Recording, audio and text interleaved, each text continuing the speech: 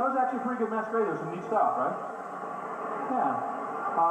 Because this took a little longer than we expected, we're going to compress things a little bit, and we're going to bring our next two guests out together. And they're the two nastiest human villains in the Star Wars universe. And you know them, and they don't really need a long introduction from me, so let's bring them right out. First of all, the bounty hunter of the universe, Boba Fett himself, Mr. Jeremy Bulloch.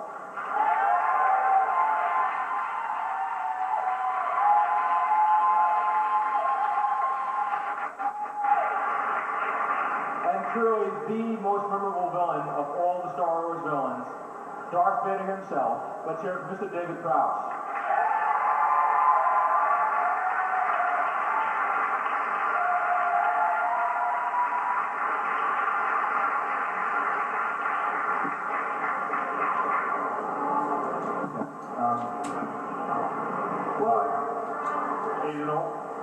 Good afternoon, ladies and gentlemen.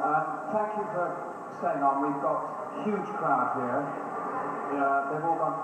In fact, most of them at Anthony Daniels' table there. So if you'd like to all sort of move down because it's much easier, more cozy. If you'd like to go up there afterwards, when we finish this, it won't be long, it'll be about half an hour we'll be here. Mr. Daniels, C-3PO, will buy you all a drink. Up at the bar there.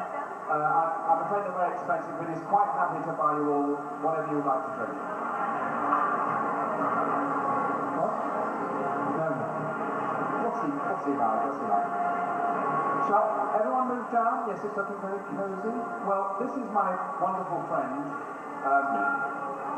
Darth Vader, who I did work for, but now I'm on my own. No, I work for myself, so if any of you would like to use me, I'm very expensive for bounty. If you want me to search for your enemy, I'm here. What was that? Is that a laugh or someone being ill? Oh, that's okay. Right, let's fire some questions as we're on together because it's a wee bit late since we're here. Can I just say before you go in further, I'm sitting down primarily because about 2 months ago I had what they call a total hip replacement operation. And I've been hobbling around for the last 2 months, and unfortunately I got rid of my walking stick and I got rid of the crutches and everything else, and I'm walking around quite nicely now. But I still like to take things easy, so I'm going to sit this one. I'm sitting down for the next half an hour. And if anybody wants to come out and talk to me about hip operations and dislocations and things like this after, I'll be only too pleased to talk to you. Yeah. Dave certainly over the last 18 months has been through quite a thing with the hip replacements, also an ankle he had done in Atlanta, and it's great to see him here because a lot of lesser mortals, I would say, would not make this trip. And in a way, we shouldn't be here, but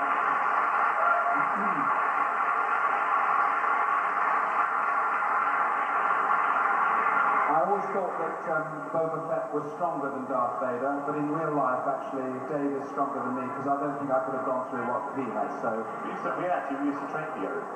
Jeremy used to come to my gym years ago, and we trained together. But we didn't do an awful lot. No, well, funny enough, Dave has a wonderful gym in London, and he's actually quoted. It's not on the internet, but he's actually said, "I'm his only failure." Which I think is rude, to tell people. No, he was alright, he was good actually. But you see, the thing was, Jeremy was very much into football training, you see. I was trying to make him a bodybuilder, I was trying to put some muscle on him and getting stronger, you see, but he was more interested in football and getting fit and playing golf and things like this. Well, I think you did wonders for me. Right, some questions. Yeah, anybody got any questions you'd like to ask us? Because we've had to mix this together because we're going to speak one after another, but because of time with the costume parade, we've had to do this and fasten it up. So, any questions about yes?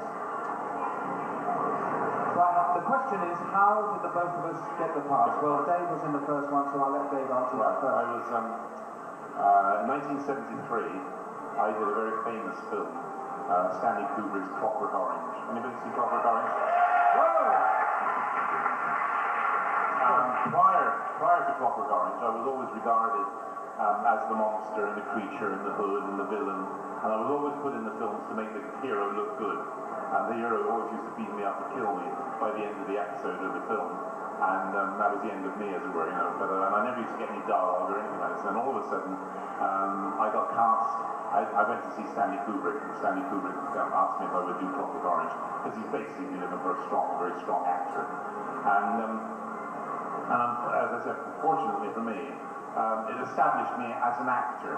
And from once Clockwork Orange came out, everybody went to see Clockwork Orange because it was such a notorious film. And George Lucas was one of the people who went to see Clockwork Orange.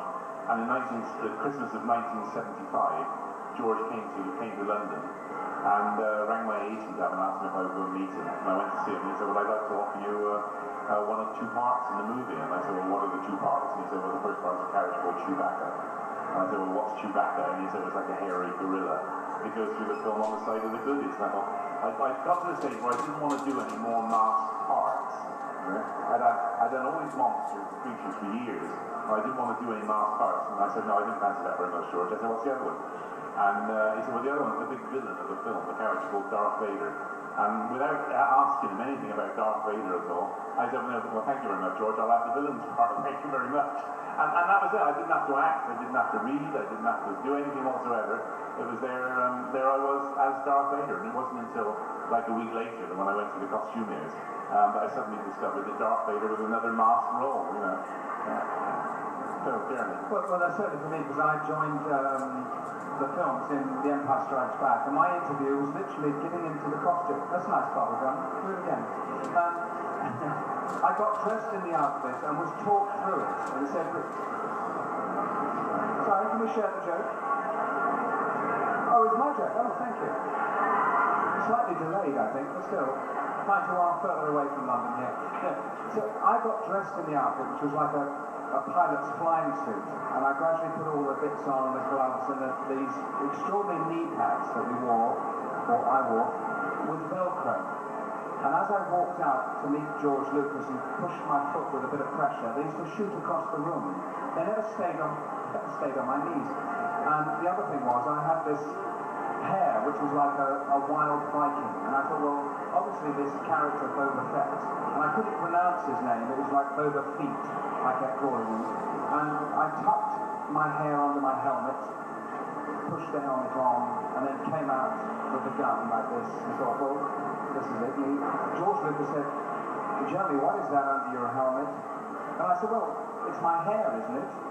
He said, no, Jeremy, that's a Wookiee scalp. Oh, I see. He said, that should be on your shoulder. Well, already, within 5 minutes, I thought I'd blown the interview because these funny knee things kept shooting across the floor. And this Wookiee scalp I thought was my hair. But rather like Dave, the help, it's not that funny, please. Well, perhaps it is. It's the way I tell them, really. Now, please, settle down. Look. No, it does get funnier, I promise you. No, but that's how the interview was. It was so easy, and George said, would you like to play the part? I'm sorry, it's not very much. It's 3 weeks' work, but I think you'll have fun.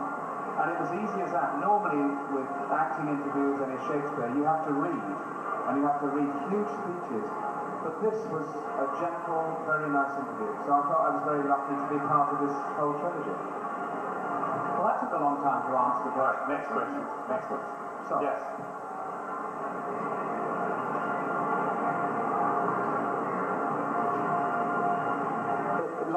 Like James Earl Jones's voice. Yes. So my voice was over dubbed out by yours. Yeah. My voice, Boba Fett, was also dubbed in America. So when all the special effects were all done back in America when the film was finished with post-production, I moved on to something else, and at the time they didn't know what voice they were going to use for Boba Fett. So they used a voice and slightly made it synthesized, so it wasn't my voice at all. In fact, I wasn't in the film. I don't know what I'm doing here, really. Hopeless. But it's a good question. Yeah. I mean, with my voice, I did I did the voice of Darth Vader all the way through all 3 movies. I had to learn all the dialogue and deliver all the dialogue because all the other actors have to work with you, you know. You could just stand there and do nothing.